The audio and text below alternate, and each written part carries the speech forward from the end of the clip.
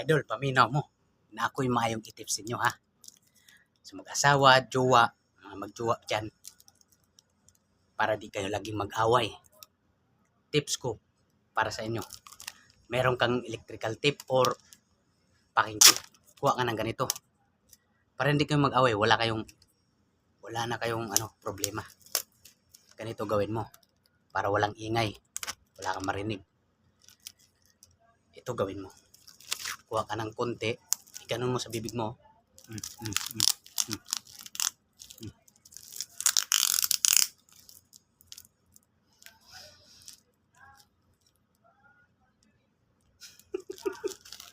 Oh, diba? Wala nang ingay. Tapos yung kamay mo, talian mo ng ganito. Yan. Kabilaan. Para hindi ka na pindot ng cellphone. Hindi ka na magko-comment. Hindi ka na mag-chat. Yun. Lalo na sa LDR. Hindi na kayo mag-iingay. Tahimik ang buhay nyo.